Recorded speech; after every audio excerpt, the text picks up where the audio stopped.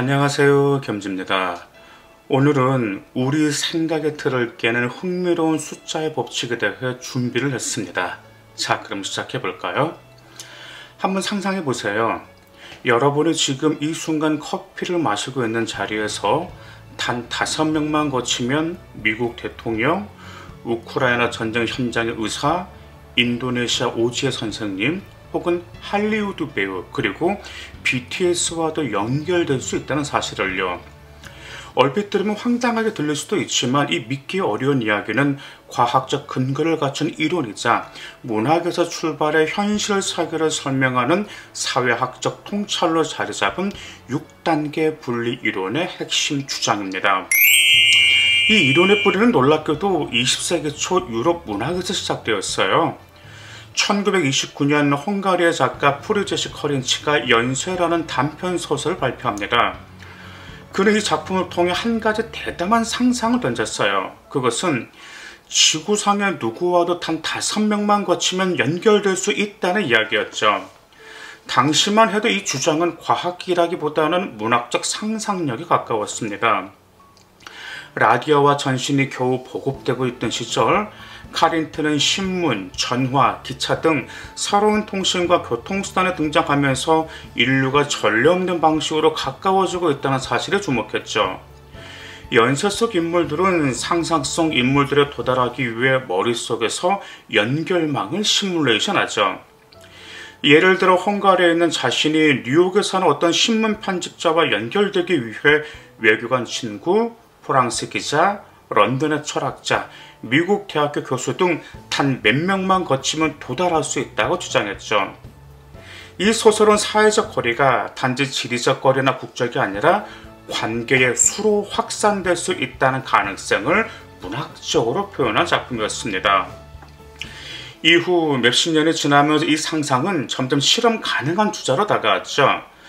1967년 미국의 사회심리학자 스탠리 밀그램은 이 이론을 과학적 실험으로 발전시킵니다.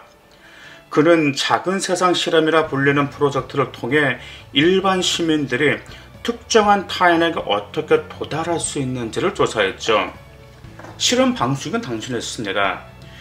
미국의 중서부 도시 네브라스카에 사는 평범한 시민들에게 보스턴의 한 증권 중개인에게 편지를 전달해보라고 한 것이죠. 단 직접 전달은 불가능하며 수신인을 아는 지인에게만 편지를 넘길 수 있었습니다. 결과는 충격적이었습니다.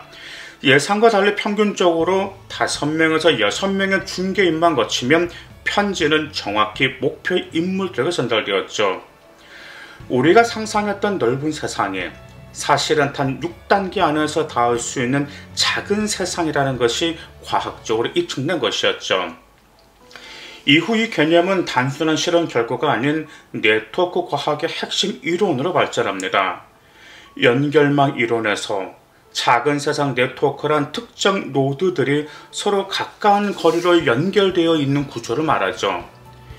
이는 사람 간의 관계뿐만 아니라 바이러스 확산, 전기 회로, 뇌신경만, 인터넷 구조, 항공 네트워크, 유전자 간 상호작용 같은 복잡한 시스템 전체를 이해하는 데도 응용되었죠.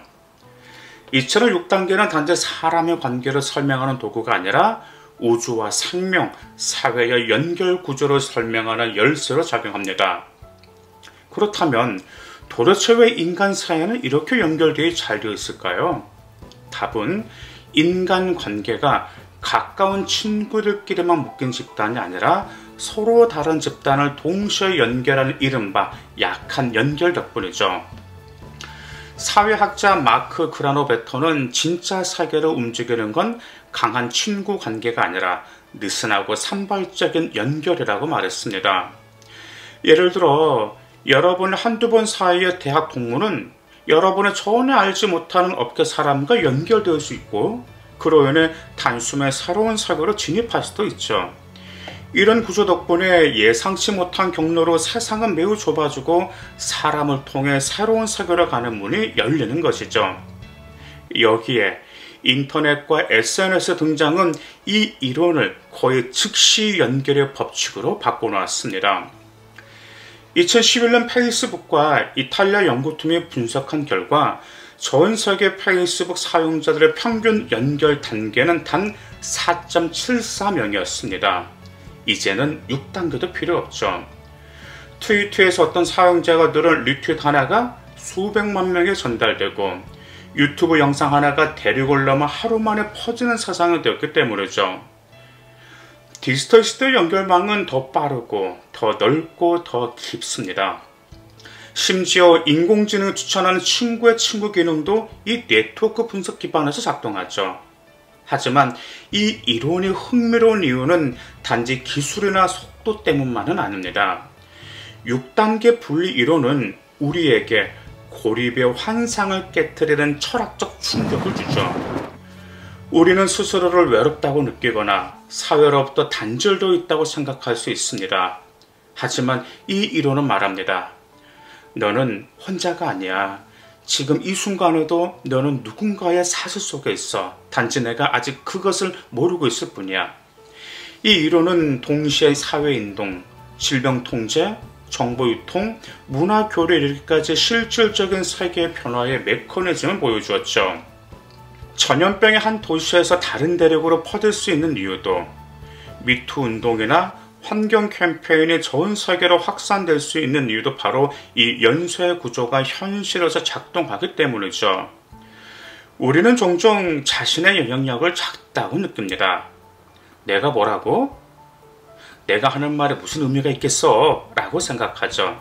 하지만 6단계 분리 이론은 말해줍니다. 여러분의 말 한마디, 행동 하나가 실제로 지구 반대편의 누군가에게 영향을 미칠 수 있습니다. 파렌티가 1929년에 그랬던 것처럼 여러분의 오늘의 상상이나 실천은 어쩌면 예상치 못한 사슬을 타고 세계를 바꿀 수도 있는 것이죠. 어쩌면 지금 이 영상을 시청하시는 여러분이 언젠가 누구의 사슬이 될지 모릅니다.